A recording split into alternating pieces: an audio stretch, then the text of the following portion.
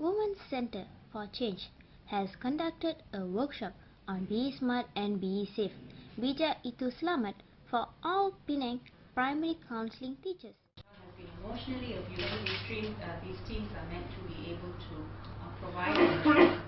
So we would like to see this also happening. I'm really happy that these teachers have come forward. They've come voluntarily, and they're willing to take on this program and conduct this program in schools with their children. And we would like to see that these teachers actually have support when they run these programs. After that, we will be doing the action program. So it's the whole thing will take 2 periods in school, so half an hour each period, so an hour. So within an hour, the children are taught to differentiate between good and bad touch. Some of you may already know the program, but basically it will have start song, and then put on with cartoons, and then 3 stories like Kisah Benang. And the children get a chance to interact with the facilitator, ask questions, make decisions about what they think is okay and not okay touch. And there's a lot of discussion when we use this program with the kids. And it's just an hour long. The other material which we pass to the teachers, of course, is Nina and Her Secret. We have it in 3 languages at the moment. And this is a story about a girl who's been abused, and she has a friendship with a monkey who is able to encourage her to not keep secrets about that. It's for children to learn that they don't have to keep secrets about bad touching. And at the end of the book, we have what is called like a tree, like a trust tree. So the children at the end of the story are encouraged to write names of people who trust. So it's not with the parents. So apart from mom and dad, then who else do they in their life? Trying to children to think beyond the parents. Who else would help them? It could be a neighbor, or it could be a grandparent, it could be an uncle. So children have to find other adults who can help them in their lives. So at the end of the story, then we get them to think about this.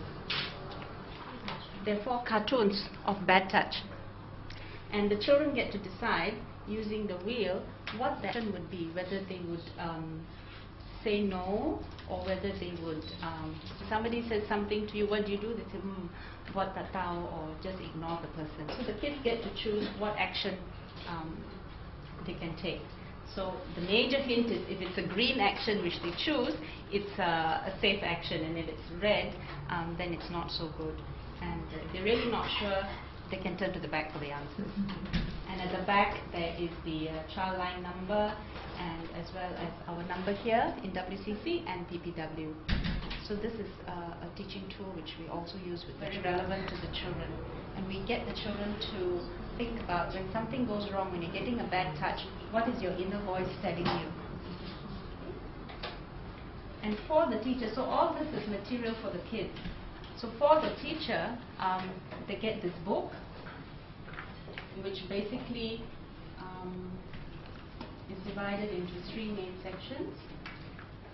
And get you to the content page, where the first part would be the problem and procedures on how to report child sexual abuse. Okay? This is for teachers, it can be used by educators, by parents, anybody who works with children and is concerned about their well-being. This is a useful book to have. Okay?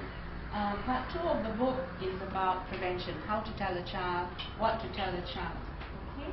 Part 3 looks at games and activities which one can play with the child. So if you've used this already, and if you want to use, let's say, puppets to talk to child about personal safety, or you want to use role play about personal safety, or you want snakes and talk to children about personal safety, so many ways. So this is a good book to help educators work with children on the issue of personal safety. And the book deals with the laws concerning this, and who are the agencies to contact. So you have useful agencies, whole list of numbers, up to date, all checked to make sure we don't give you wrong numbers, and different NGOs as well.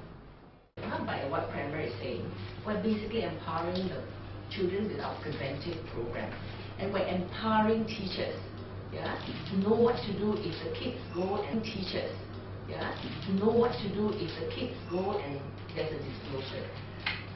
And then that's the greater level, the agency response. And so that's where we're saying that, you know, the Child Act under Section 7 actually says set up, there should be child protection team. So the question now, if we are doing this as NGOs, then the government has a greater role to have an effective child protection team so that they can respond. Because teachers want to help. Child is, if they're in trouble, therefore teachers as adults, we are trying to protect children. And therefore, then where is the next level we want to go to? So really, in Penang, we are determined. So here is one level we're working with teachers, yeah? We are also working with welfare department, hospital and all that. But we really are looking forward towards an effective child protection team. For the state, it's not like it is in the Act, so it should be in everywhere in Malaysia.